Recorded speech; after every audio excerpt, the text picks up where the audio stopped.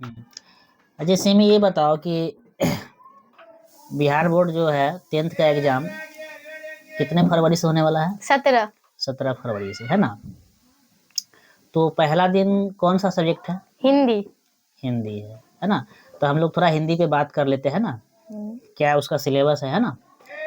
तो ये बताओ कि उसका यानी ऑब्जेक्टिव कितने नंबर का पूछा जाता है और सब्जेक्टिव कितने नंबर का पूछा जाता है? 50 नंबर का ऑब्जेक्टिव और 50 नंबर का सब्जेक्टिव। तो पहले हम लोग ऑब्जेक्टिव पे बात करते हैं कि जो ऑब्जेक्टिव है तो उसमें प्रश्नों की संख्या कितना रहता है? 100 दुगुना रहता है। और उसमें से 85 प्रश्न का यानी जवाब देना है, वो मार्कशीट जो होता है उस पर कितना रंगना होता है? 50, है ना?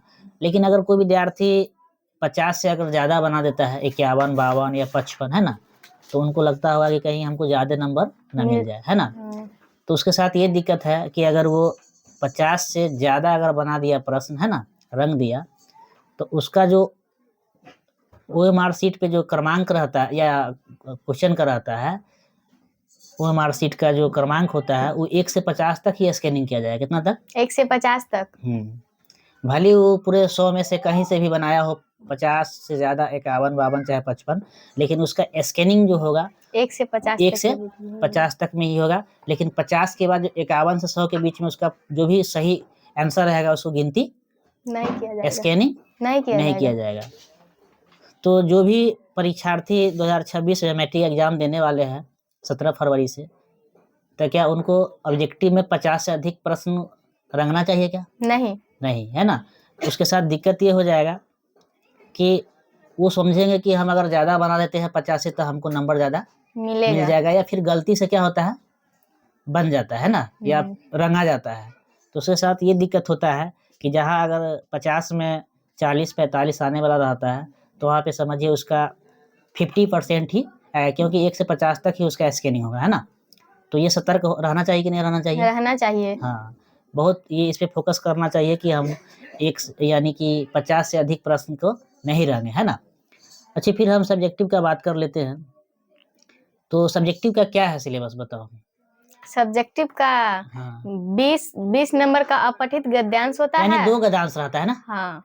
एक गद्यांश 10 नंबर का, फिर दूसरा भी 10 नंबर का रहता है ना? तो अपठित गद्यांश कितना नंबर का पूछता है? 20 नंबर का। एक गद्यांश में प्रश्नों कितना पूछा जाता है? प्रश्नों की संख्या 5 करके, है ना? 5 और इसमें से भी 5, है ना? दोनों में से 5 पूछा जाता है। तो 50 सब्जेक्टिव में तो 20 नंबर का क्या हो गया? अपठित गद्यांश। क्या हो गया जी? अपठित गद्यांश। अपठित गद्यांश हो गया। इधर बच गया 30 नंबर। कितना? 30 नंबर।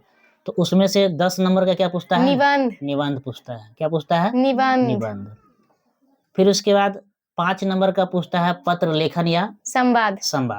5 नंबर का क्या पूछता है? पत्र लेखन या संवाद।